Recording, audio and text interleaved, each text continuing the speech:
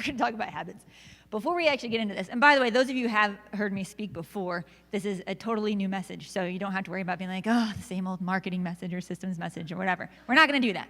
We're doing personal development today, not CRM development. Hello, Bonnie. Okay, so one of my favorite people.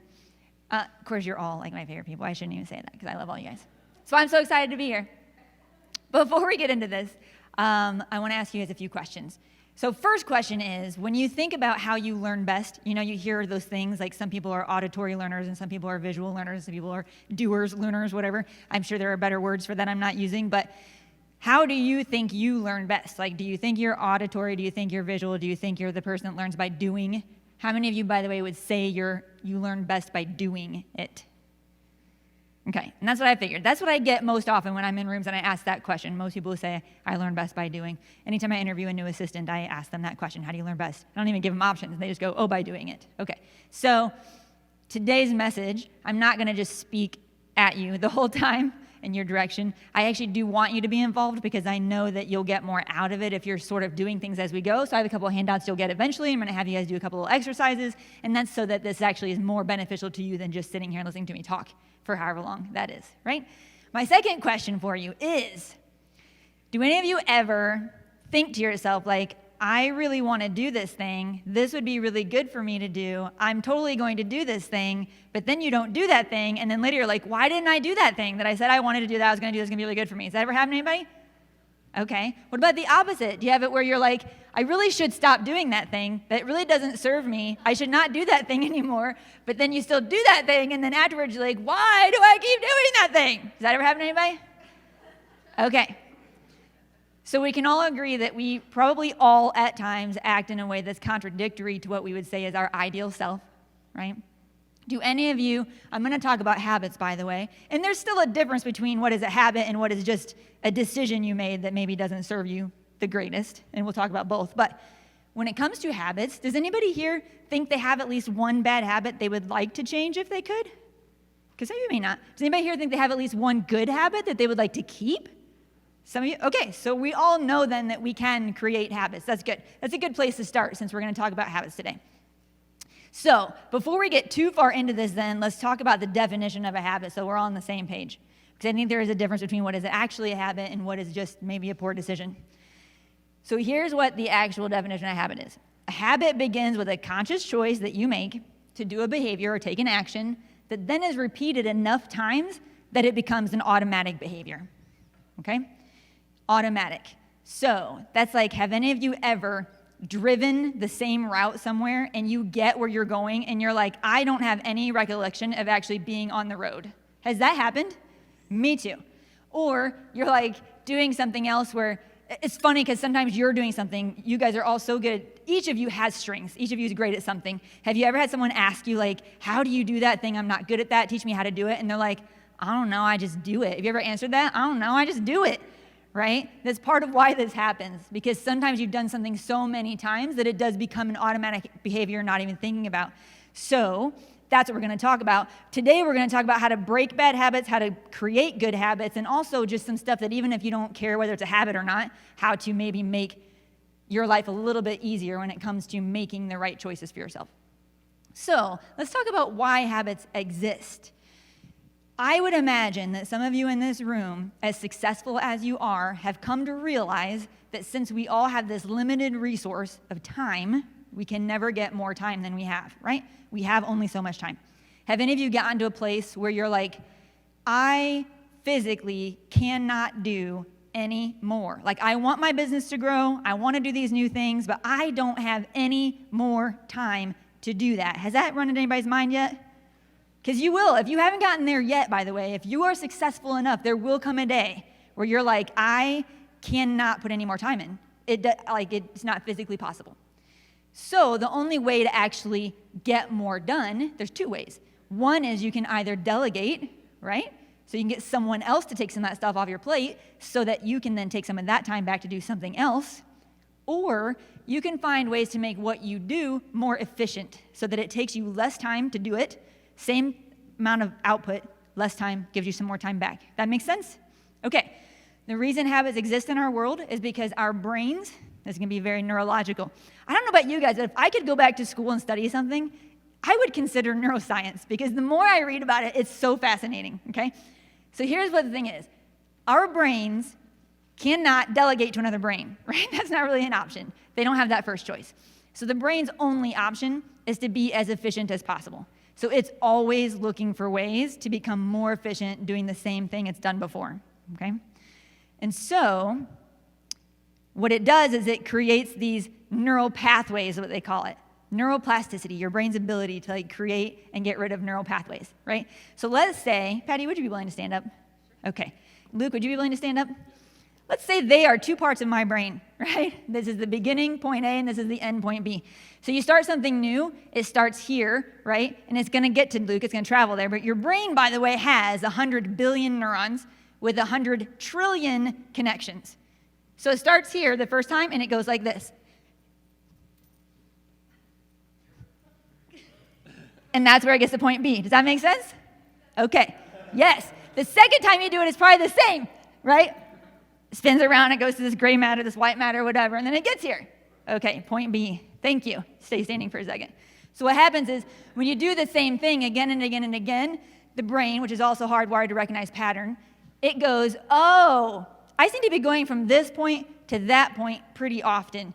And this is taking me a while to get there. That's not super efficient. What if I built this new highway that went like this?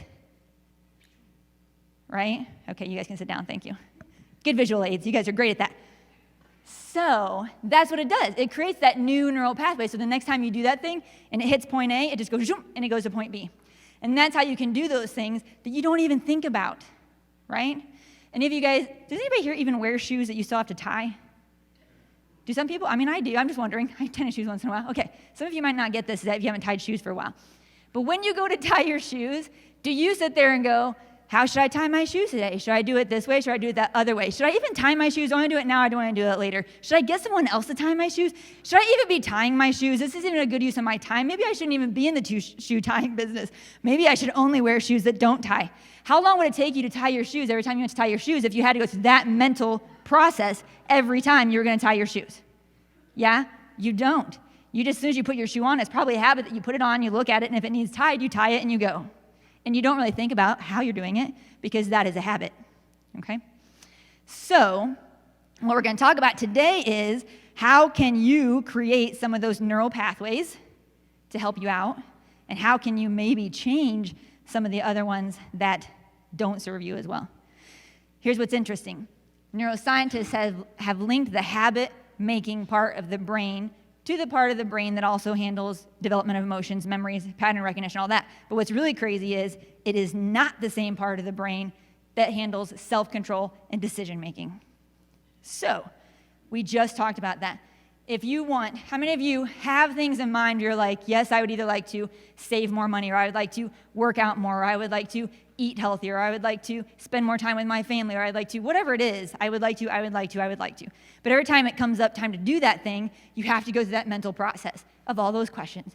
Should I do it now? What should I do? Should I be doing something else now? Do I really want to do it? I really don't feel like doing it. And it's like a constant use of your willpower to make it happen. But what if you could make it a habit so that when that thing came up, you didn't go through that process of decision-making and self-control. Instead, you just did it. Does that make sense? How powerful would your life be if all those positive things that you want to get done, if you didn't have to struggle with yourself and ask the questions and force yourself to do it? You just did it, and it just happened automatically. That's the point. And it's not, again, like you have to make every positive thing in your life a habit, but if you could, it certainly would be very beneficial. Okay, so let's talk about what this even really means, like how much of our lives really are involved in habits. Like how important is this message today, right? Is it even worth your time to know this stuff? Well, a study by Duke University said that 40% of our day is made up of our habits. That's a lot, by the way. That's a lot. So if you can affect 40% of your day or more in a really positive direction, I think that's really powerful. By the way, the whole thing about brain trying to be efficient too, did you guys know that your brain only takes up 2% of your body, but it uses 20% of your body's energy? So again, if you didn't have, like if you could create these habits that help you get through things more efficiently, not only is it good for you because you're probably getting the outcomes you want, but also you're actually conserving brain energy because the brain uses a lot of your energy. Of course, if you're trying to lose weight, maybe that's good. Maybe you shouldn't be efficient, burn extra calories, right? Be the most inefficient brain on the planet. I lose weight by being inefficient so I can burn calories. Okay, that maybe isn't the best idea. Okay, so let's go into how important are your choices. Every action you take is like a vote. A vote for the person that you want to become, right? You're like casting votes. So let's talk about little stuff leading, like little things you can do and how they add up. So I have some numbers for you. I figured out, see if you guys like it. I went with 4 different scenarios I think that probably relate to almost everybody in the room. Okay, so scenario 1 is going to be business related. Let's talk about calls. So have any of you, by the way, ever said you were going to make calls but then didn't make the calls? Has that ever happened? I mean, isn't that all of us, right? Of course, maybe not. Has anybody in the room never done that? Like if you said you were going to make calls, you made calls 100% of the time, never a deviation. So I'm like, if you exist, we all need to come talk to you. Okay, so you're all like, even if you do it most of the time, good job, by the way. Okay, so let's say that you didn't make calls, you're really struggling with that, and you said to yourself, well, I'm just going to start with 1 call a day. I'll just do 1 call today, and then tomorrow I'll just add 1. I'll do 2, and then the next day I'll add 1, and I'll do 3, and you do that where every day you just add 1 call. Right? Does everybody here think they could at least get themselves to make 1 call? Is that possible? Does anybody here think they can't get themselves to make 1 call? Because if you cannot, we need to also have a serious conversation later so we can change that. Okay, I'm happy to help, by the way. Come see me. Okay, so 1 call a day. So 1 call a day, and then you add 1 call a day, and you do that for 30 days. At the end of 30 days of making 1 extra call a day, do you know how many calls you would have made at the end of 30 days? Any guesses? Not a day. Yes, that is a really good answer, by the way. If I was asking how many calls per day you'd be making at the end of it, 30 would be the correct answer. But I am asking, by the way, that's great. That's the right answer. But my question is, if you add all 30 days together, how many calls would you have made in that 30-day period by only making 1 more call a day for 30 days? You had made 465 calls, right?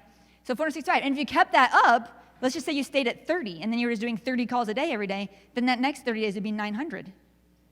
Right? But yeah, you can get there, and you don't have to make 400 calls tomorrow. Make 1 call if you have to, and then make 2 the next day, and make 3 the next day. We'll go through that later, why that's powerful. Second thing is working out. If anybody wants to work out more, let's say you just did 1 sit-up a day, very similar. 1 sit-up a day, but then you add 1 a day until you get to 50 a day, and then you just keep doing 50 a day. 50 a day is a pretty good number, right? If you're pretty fit, you can do 50 sit-ups a day. You probably do 100 a day or 150 a day. Has anybody here done more than that? Eric Chandler's really good at working out. Where is he? Eric, how many sit-ups do you do a day?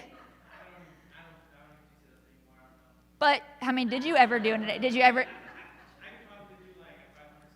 500 sit-ups. Okay. I'm not shocked by that. If you guys don't know Eric Chandler, he's probably one of the most fit people I know, him and Kadeem Samuels. And, but Eric, I've seen do the yoga stuff where he's like holding his whole body parallel to the floor just with his hands or his arm. Oh, that was crazy. I can't do it. Just have him show you. It'll make sense then. Anyway, if you did 1 sit-up a day and then added 1 a day until you get 50 a day and then just continue to do 50 a day, do you know how many sit-ups you'd do at the end of 1 year? 50 sit-ups a day, 1 year, starting at 1 sit-up a day, you'd have done 16,975 sit-ups. What would it do for your abs if you did almost 17,000 sit-ups? It's probably good, right? Washboard. At least I could get that washboard. He probably already has it. He's also a very good yoga guy. Okay, Luke's doing yoga tomorrow morning at 6 a.m., by the way, for anybody that's interested. I'm planning to be there. Yeah. In the workout area. Okay. Third thing, we have 4 examples. How many of you think maybe I could read more? You're like, I could probably read more, get more books under my belt. Some of you are really good at that. If you read just 2 pages a day, 2 pages a day for 5 years, do you know how many books you would have read on average? 300-page book? Yeah, my books, I don't even know if my book is 300 pages. I'd go back and look. But 2 pages a day for 5 years is 12 books. If you did 5 pages a day, it'd be 30 books. So if you did 10 pages a day, it'd be 60 books, right? Does anybody think that they could probably, if they really wanted to, handle reading 5 pages of a book a day? Okay. And it may not sound like a lot, that would be, what did I say, 30 books at the end of 5 years. But that's 30 more than maybe if you're not reading a lot now, right? That's still 30 books. So that's awesome. And then let's talk about money. Last one. Let's say you save $10 a week. Does anybody here, by the way, think they could improve in their savings money-wise? Okay. I know money's a big one for people. So start easy. Save $10 a week. And then maybe go up by $5 every week until you get to 100, and then just keep it at 100. 100 a week, every week. But you start at $10, right? Go up by 5. If you start at $10 a week, go by 5 every week until you get to 100, and then keep doing 100, and then you take that at the end of that first year and invest it, and then keep investing that $100 per week for 10 years. Okay? $100 per week for 10 years with a 6% interest on the investment. Any idea how much you'd have at the end of that 10 years? I know you guys are all, exactly. I'm like, I know you're guessing, but it'd be awesome if you guys were like, somebody said it, it was exact. I'd be like, oh my God, we have a genius in the room. Adam Stock probably knows. What is it? The answer is a heck of a lot more money than you have now. That's very true. That's very true. That is the correct answer. You would have put in 48 grand, by the way, at the end of that 10 years, but you'd have 69 grand because of the interest. Now, if you kept doing that for another 10 years, at the end of that 20-year period of the 100 a week that you're saving, you would actually have $190,000, right? You would have put in just under 100, but you have 190. Now, if you stop putting money in and you just let it grow on that interest rate, so you don't put any more money in for another 20 years, do you know how much it would have changed? From 190 grand, you'd actually have $609,000. And why does that happen with money? What is the term everybody talks about? Compound interest. That's exactly right. And the thing is, when it comes to the other parts of our lives, like whether it's health-related stuff or relationship-related stuff or business-related stuff, some things aren't as easy to quantify like money, because money is a number, right? It's so calculatable. You can do that kind of stuff. But compound interest in money, that doesn't mean it's not happening in the other direction with the same things with the other parts of your life. Habits are like the compound interest of self-improvement, okay? So creating good habits is really, really powerful. It's not as easy to see the quantify sometimes, but it's there. Okay, so I'm going to hand out the first handout. If it's okay with you guys, I already separated them. So Luke and Patty, would you guys be willing to? You can do one stack per row. So if you can, just hand them to the inside of the row. Your job is to pass them out, and then when they get to the end, pass them back. Does that make sense? So pass them out, pass them back. Let's make sure everybody gets one. Okay. Now here's the lack of sight I had in creating this handout. Initially, when I was putting this together and sending everything off so they had it when they needed to have it, I created this handout on how to break a bad habit. I feel like that is actually not doing you guys 100% of service, because maybe to you, it'd be more useful to talk about how to create a good habit versus how to break a bad habit, right? So even though it's not on this sheet, actually, can I get one of those too, Luke? I didn't keep one, thank you. Thank you for helping, by the way. And if you don't have one, you can raise your hand and then we'll make sure that you get one. So everything on this sheet's about a bad habit. As we go through it, though, I'll just rephrase it also for the good side. So you can pick during this message. If you want to think about what it would take to break a bad habit, then you're going to fill out this sheet just like it's written. If you want to think about, though, how to create a good habit, and I'm going to go through things on how to help you do that as we move on through the message, then we're just going to rephrase the way the question is written, okay?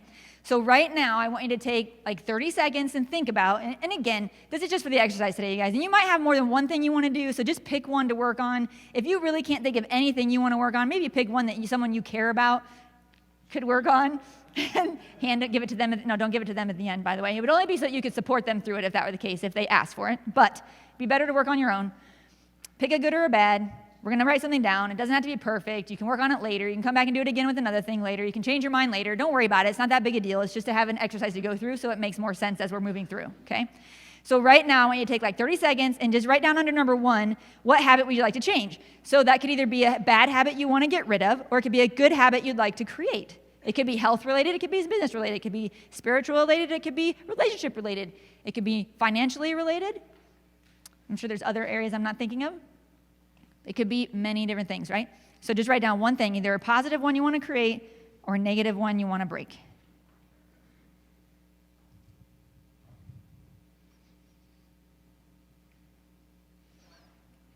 For now, I mean, if you want to write down more, you for sure can, but then you're going to probably have to pick one of them to continue on through here, and that's totally fine. So if you want to write down more than one, you can. And if you want this handout later, which I don't know how useful it is to guide you through this today, but it's not like the best handout in the world, but I'm happy to email it to you if you want to have more copies of it that are blank. There's some other handouts I'll do later that probably work even better for creating extra copies later. Okay, so now just take like 17 seconds and turn to a partner. And if you're willing, if it's too personal and embarrassing and whatever, you don't want to share it, don't share it. I'm not forcing you to share. But if you're willing to share it with a partner, then when I say go, take like 12 seconds and share it with the partner, and then we'll move on to the next question. Ready, set, go. All right, everybody got to share, right? By the way, I just had something that popped in my head. That's how my brain works. I have weirdness popping in my head all the time.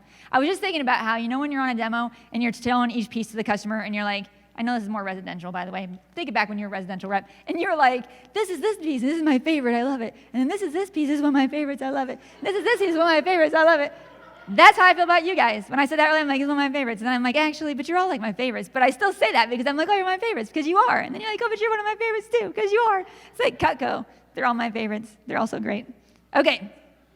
So you all shared a habit. Sorry, I just wanted to share that with you. Okay. Number 2, that's the power of having the microphone. You get to share whatever random crap pops into your head, right? And you're like, I didn't really need to know that, but it's fun, I guess. Number 2, it says, list all the reasons that this habit is not good for you and how it can negatively impact you, those around you in your life. So again, if you're breaking a bad habit, you're going to write down, what are the ways this bad habit doesn't serve you, right? If you're trying to create a good habit, then write down, in what ways do you anticipate having that good habit would serve you? Does that make sense? So I'm going to give you another 30, 45 seconds. I know it takes a little bit of brain work. Please try to come up with at least 1 or 2 reasons how breaking a bad habit would serve you or creating the good habit would serve you, and write those things down. There is power in writing things down. Lots of reasons, but go ahead and write those down. So the reasons that you want to change the bad habit because of how it negatively impacts you, or the reasons that creating that good habit would serve you.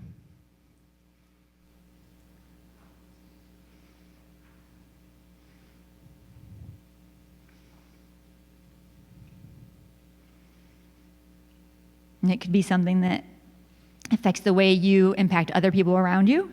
It could be the way it impacts you personally, your health, your future, your relationships, your business, your clients. It could be something about how you feel, your energy levels, or how happy you are and fulfilled you are.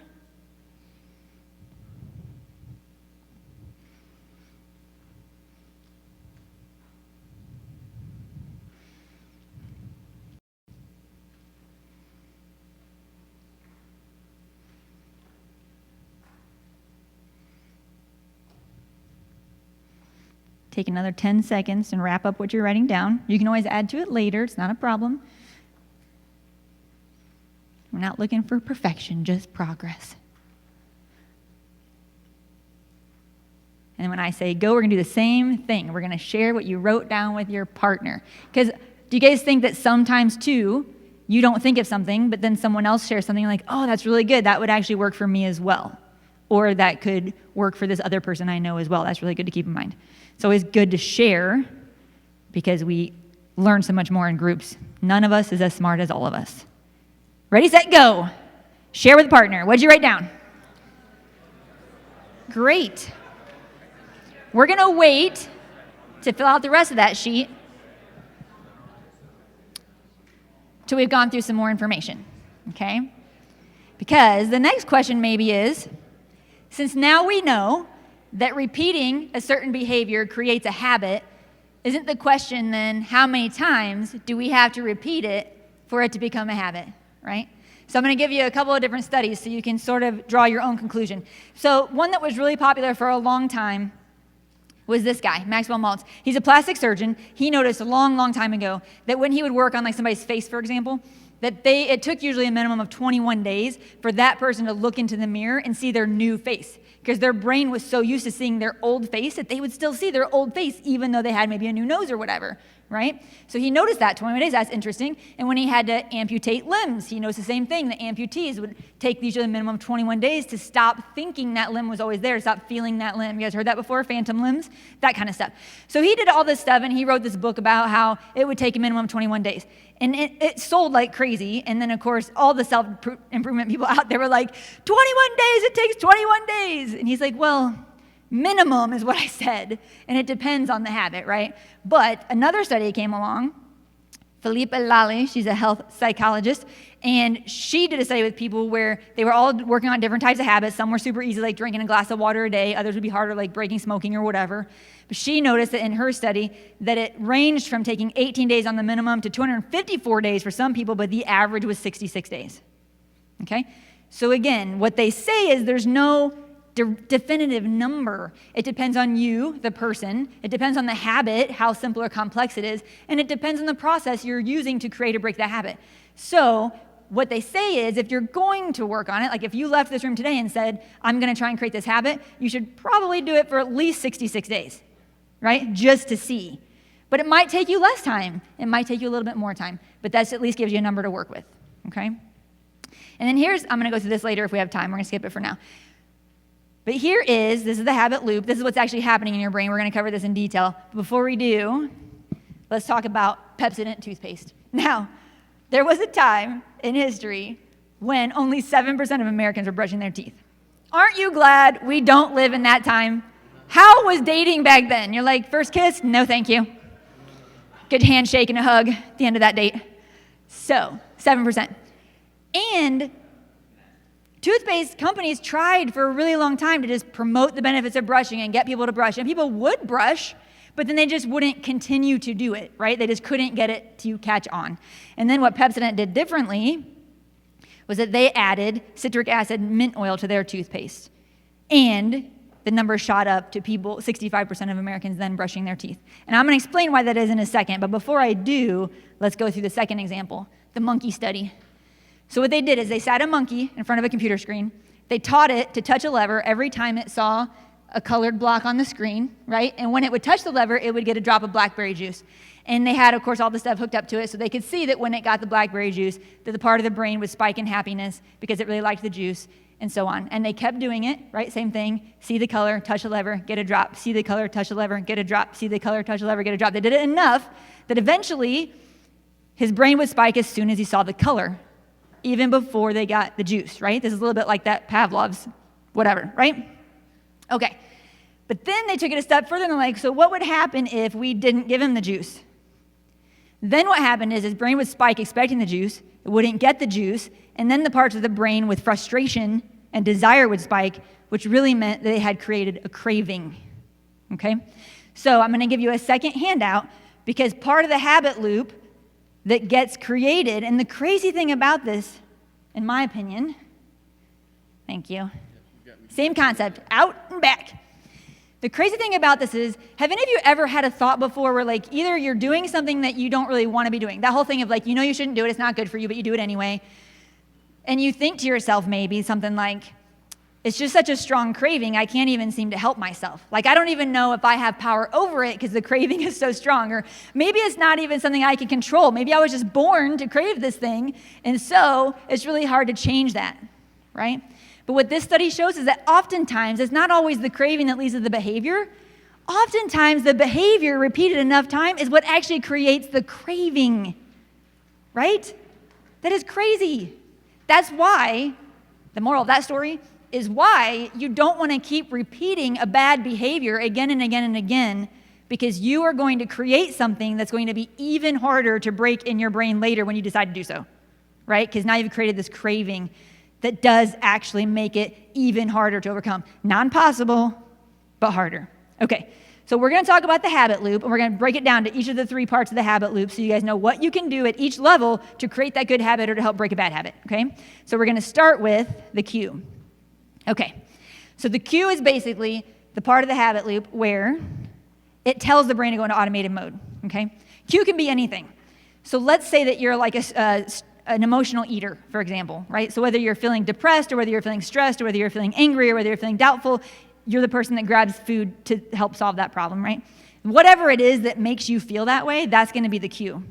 So if it's an argument with a loved one, or if it's you're working and something's not working for you, whatever it is, if you can sort of figure out what the cue is, and that's not always so easy because sometimes cues come from our environment, right? They're not things we create. But if you can figure out either what the cue or the craving is, then you can at least start to recognize the trigger and then step in consciously and try to change those things that are subconscious, right? So figure out what the cue is. And you guys can either take notes on that sheet or not. It's yours to do whatever you want with. If you're aware of the cue, you can try to figure it out, whatever. What they talk about is it's really hard to get rid of a cue, okay? Because again, so oftentimes you're not controlling that. So if it just happens in your environment, it comes up. But what you can do is you can try to change your environment to minimize them. So like if it is an argument with somebody that sets you off, then you do what you can to try to minimize that happening. Or if it is a frustration that sets you off, you can either do whatever you can do to minimize that from coming up, or at the very least, like I said, once it does come up, change the behavior, which is really what breaking a habit is. So we're going to move on because the cue is really basic, okay? Let's talk about reward. We're going to skip the middle. Has anybody ever thought, and maybe you haven't, because this just came up for me when I was doing the research, and I was like, that is actually so powerful.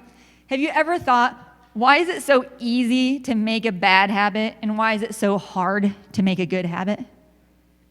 Doesn't it seem that that's true, though? Like, if you think about it, you're like, bad habits are really easy to create, right? But good habits you actually have to work on. Well, here's why. It's all about the reward. Because a bad habit is reward now, cost in the future. Like, if your bad habit is eating fast food, there's all kinds of rewards. It's easy, it's cheap, tastes good if you like that sort of thing, right? It's like all that stuff's in the moment. You're getting rewarded now. It's convenient. Whereas the cost is down the line. It's like heart disease, obesity, whatever. It takes a while. You're not really seeing the cost. Whereas usually with a good habit, the cost is now because you have to actually put in the effort to do the thing. It takes like willpower, right? The cost is now, the reward is in the future. If you're making calls, you have to sit down and actually make the call. It's work. The reward comes later. Get the sale, get the money, whatever it is, right? Money's that way too, saving now. You got to give it time to add up. So of course it makes sense. The neural pathway for a bad habit is created so much more quickly because the reward is so immediate. It's going to be harder to create the good habit because the reward isn't as apparent right away, okay? So rewards are important. So what can you do? If you're creating a good habit, you can pair a reward with a behavior now. So it may not be a reward that comes from that behavior, but you can like artificially create a reward, right? Stuff like if you want to work out, and this works for a couple areas in this message, but if you want to work out, maybe you set it up where you meet a friend to work out because the reward then is partly hanging out with that person you really like, not just the workout. You don't see the benefits maybe of the better abs until later or the better flexibility or strength or whatever, but you can see the rewards of hanging out with your friend who's super fun right now, okay? This is where like reps in my office used to like put Oreos on their desk and then, after they made 5 calls, they got to eat an Oreo. Same concept. I don't know if Oreos is the right reward for you because it's not the healthiest reward, but if you're okay with that, it can be something like that, right? So create an artificial reward now that helps set in that new behavior. You can also have other people that are willing to celebrate with you. Amiee was telling me today, and I hope it's okay that I say this, but Amiee, one of the dreams I have too, which I haven't done yet, she's going to do her first stand-up comedy open mic night. I know Gilman does that too. Something we both love. So what I think is so cool, by the way, the open mic night, the place that hosts them, requires that the comedians that are coming to open mic bring 5 people along because they, of course, want to make sure there's an audience there for the people doing open mic. That makes sense, and they want to make money. But I think it actually is cool, too, because if you have 5 friends there with you, it's more likely you'll at least get some laughs or some support, right? It's good.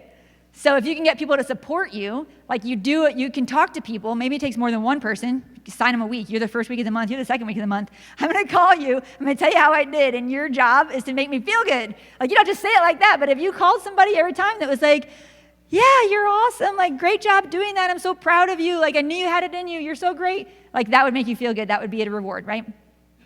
That may not be for everybody, but it would certainly help me. Track your progress. It might seem silly, but the brain is hardwired to seek progress. Our happiness levels in our brains go up when the brain thinks it's progressing, by the way. So even if it's just that, how we all used to have those like thermometers, goal thermometers or whatever? It doesn't have to just be that, but something like that, as silly as it seems, when the brain can visually see the progress that's happening, it's more likely to keep doing it. It likes progress. So it's more likely to set that positive habit in for you. And then you have to make bad choices less attractive and good choices more attractive. That's also like working out with a friend. Because if you don't show up when you set up a time to work out, you know it's going to be bad because your friend's going to be upset. But if you do show up, you get to see your friend, right? So it's like make the bad choice less attractive, make the good choice more attractive. That will help you break the bad habits and set in the good habits. Okay? So now on your sheet, I think the last question on that sheet says something like, what is the reward that you think you're getting currently from the bad habit? So it would be good for you to try to think about, if you're trying to break a bad habit, that behavior that I'm doing that I don't really want to be doing, what am I getting out of it that's making me continue to do it? Okay? You should write that down. What is the reward you think you're getting? If you are creating a good habit, then it's probably good now, since you don't have that habit yet and you don't necessarily know what the reward is. You could write down what you anticipate the reward to be, or you can write down some of the artificial rewards you could put in place to help you set that good habit up until it becomes automatic. Does that make sense to everybody? If you follow me, can you say I follow? Okay. If you're confused, raise your hand and I'll explain it again. But take like 30 seconds and write down either the reward you're currently getting from the bad habit that you're going to have to try to fix, or maybe the artificial rewards you can put into place to reward yourself for doing the good behavior to help set that habit into an automatic mode. And this is where sharing is going to be really powerful, because you probably can give each other ideas on what types of rewards. And if you can't think of one, that's okay. Maybe your partner has some ideas if you're just like, I can't think of anything. But again, it could be like, it's funny because so many are financial, right? I don't want to tell you like, give yourself a pedicure when you do it or go whatever, because some things can add up to a lot of expenses if you do that too often. But it could be even as simple as going to a movie. You get to go to a movie or whatever when you do that, or you get to spend an extra 15 minutes with someone you really care about, or it doesn't have to be money related, but it is really powerful to think of ways you can reward yourself for the right behaviors. And remember, it's only temporary, because at some point it'll become automatic, and then you won't have to do the artificial reward. It'll just be there. Okay, so when I say go, take like 30 seconds and share what you wrote down with your partner. Ready, set, go. Did everybody get to share, by the way? I don't mean to cut you off if you didn't get to share. Did anybody hear good ideas from the other person that was like, that's actually a good idea, I might do that myself? Did that happen for anybody here? Good. Okay, good. I really do believe in the power of sharing information with each other.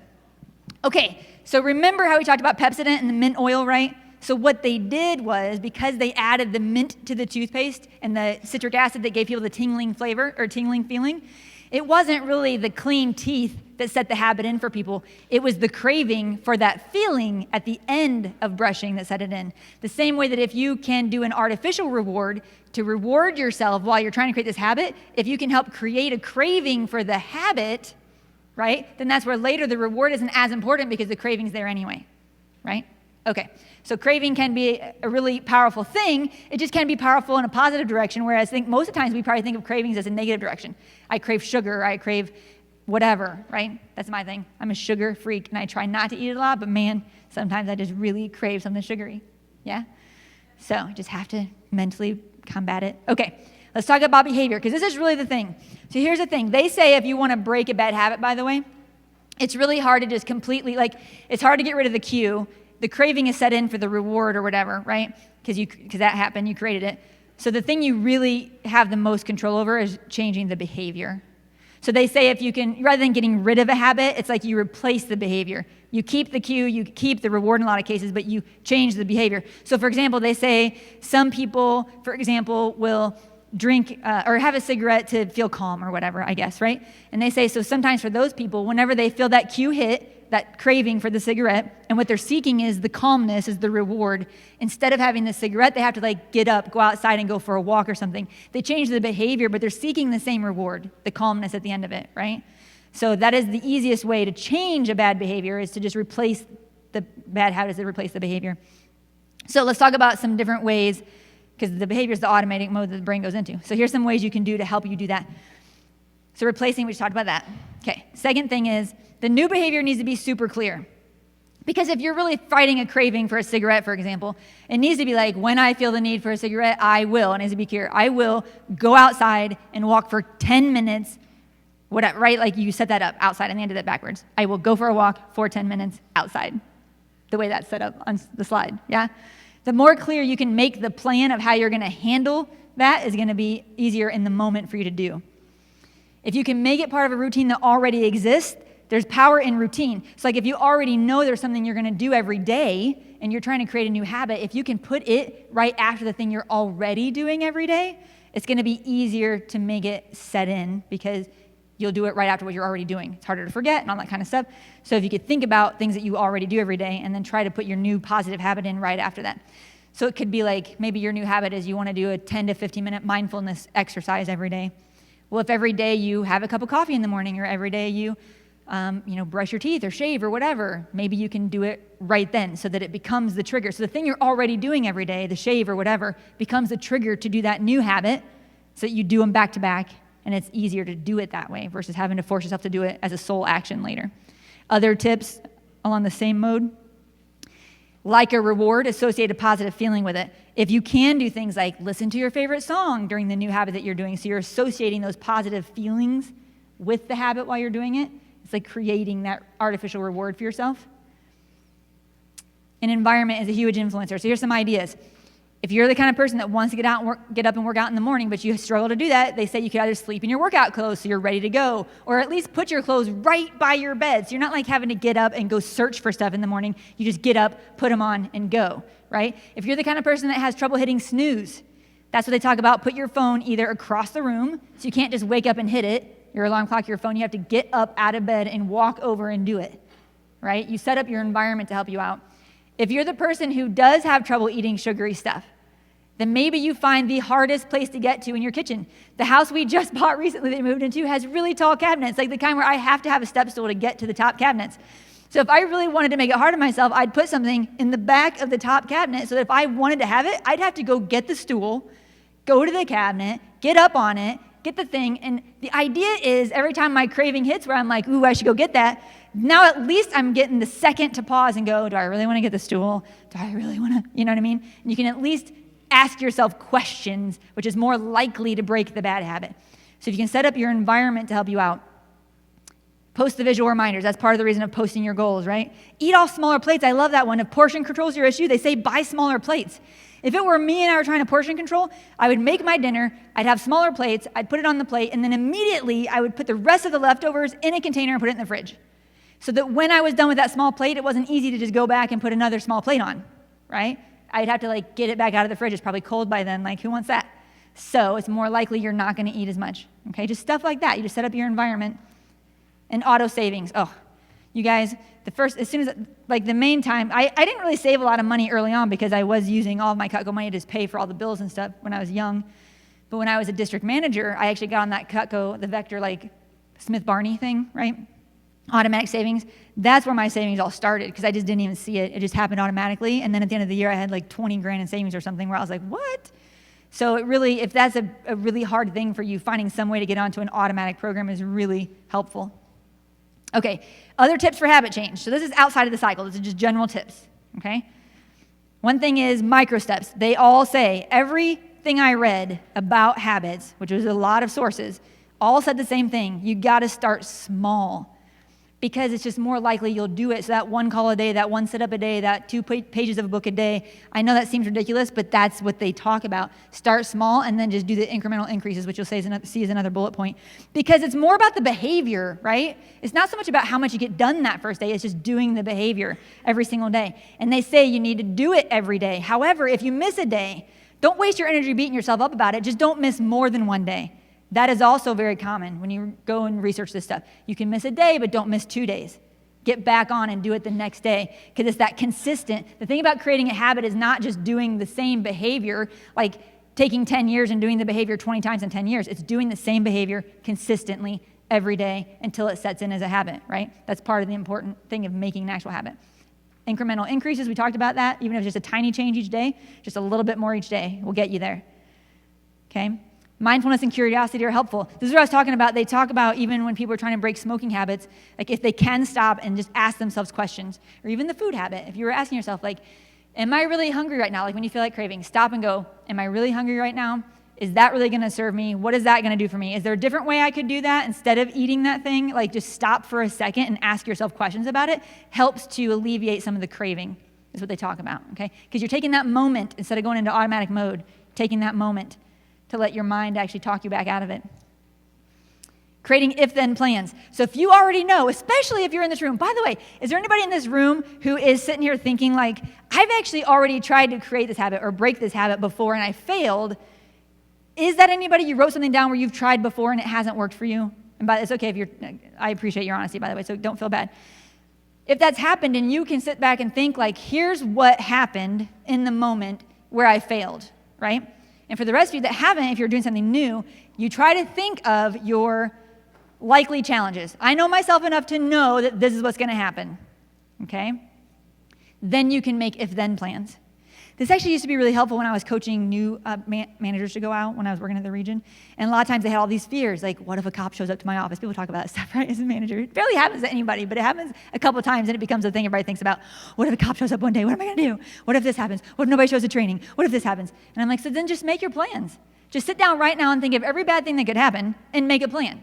So Jenny can go, if a cop shows up, here's what we're going to do. We're going to have my assistant ready to say this, and then I'm going to say this, and this is what we're going to do. And I'm like, because if you actually sit down and think of all that, and it sounds kind of morbid, right, to sit down and think of every bad thing that could happen, but if you actually put an if-then plan in place, then it's not as stressful. You just go to the plan. You're like, great, it happened. What's the plan? We're going to do that, okay? It makes it a lot easier to handle in the moment when you create the plan. So that's where you go like, if I am having that craving and I can't stop myself from getting the step stool and going to get the sugary treat, then instead of doing that, I'm going to go for a walk for 10 minutes, whatever it is, right? Or I'm going to call a friend. It's like, why do AA people have sponsors? Because it's like, if I'm really struggling and I really don't think I can handle it myself, then I'm going to call my sponsor and they're going to talk me out of it, right? If-then plans, really helpful. And then like we talked about, do it for at least 21 days, but really, how many days should you do it for probably? 66. Do it for at least 66 days before you even begin to question whether you should be doing it or it's going to work. Okay? Now, I'm going to come back to this slide in a second, but I want to show you this really quick, and I'll go backwards. There's a thing they call keystone habits, which a keystone habit is if you can create a certain habit, that habit then has positive influence on other habits. So two of the most common keystone habits are habits of energy and habits of attention, which I'm going to talk about habits of attention later in my second message today. But it's kind of the concept of the more you can do self-care and preserve your willpower for the more important things, then if you have good self-care habits, then when you're trying to break or make the other habits, you're more likely to succeed because your willpower is stronger because you're doing self-care. Does that make sense? So keystone habits, doesn't make sense to Cody? That's okay. There's like, if you can think of one habit, like let's say that one of your habits was you wanted to be more fit or whatever, but then you also have like financial goals you want to have and you want to have like relationship goals. There's a good chance that if you can help yourself in the health arena, that then you're going to have more of the energy and positive feelings to maybe be there and show up for the person in your life that's a relationship, which then will also help the relationship arena. So a keystone habit is like a habit you can do that then will positively affect other habits or things in your life that you wanted to affect positively, right? So we'll talk more about attention later because that's my other message, but I'm going to wrap up with this, and that is that sometimes, whether it's a habit, and again, I know I keep saying the word habit. I don't know. I probably said habit, 150 times in this message? Sorry about that. Just topic of the message. But again, but even if you're just using the information I gave you today to not necessarily create a habit, but just to help make better choices, it would also be helpful, right? All of those things you have to make better choices. So whether it's a habit or just good choices you're trying to make, here's what I want you to think about. Let's say that you were trying to melt a block of ice. Let's say there's a block of ice in a room, the room's 25 degrees, your goal is to melt the block of ice, but the restrictions you're given is you can only do that by changing the temperature of the room, and you can only change the temperature of the room by 1 degree each day. So the first day you go in and you change the room from 25 degrees to 26 degrees. Is the ice going to melt? No. Second day, 26 to 27. Will it melt? No. Third day, 28. Fourth day, 29. Fifth day, 30. Is it melting yet?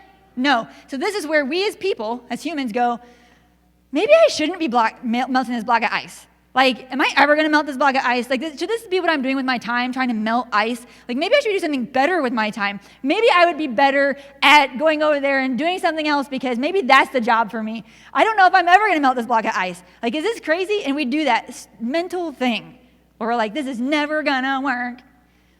But then, that day that you get in there and you raise it from 32 to 33, what happens? It melts. So you got to remember that sometimes, just because you're not seeing the result right away doesn't mean you're not getting closer to that tipping point, right? Tim Ferriss said the same thing in his book. He's got a book where he interviewed a bunch of people. It's about, I think it's actually about, it's like habits of the, I can't remember. No, it's not Tool of Titans. Yes, thank you. He was talking about in his book how he was in the gym trying to like get this one muscle in his body to like release and like be more flexible and this kind of stuff because it was really tight for him. And he's like, I swear I was in the gym doing this every day for so long. Like, I wasn't sure it was ever going to happen. And then one day, it just finally released. And it worked, right? It's like that thing, you got to prepare yourself that if you really do want to create positive habits, it is not easy. You have to do it consistently. You have to do the behavior. You have to have that willpower. And probably you're going to keep doing it and doing it. And you're going to be like, oh, when's this ever going to get easier? But if you keep doing it, that day will come, that tipping point, right? So just keep doing it. I believe in you guys. Thank you so much for letting me be here. Come and talk to me anytime. And thanks so much.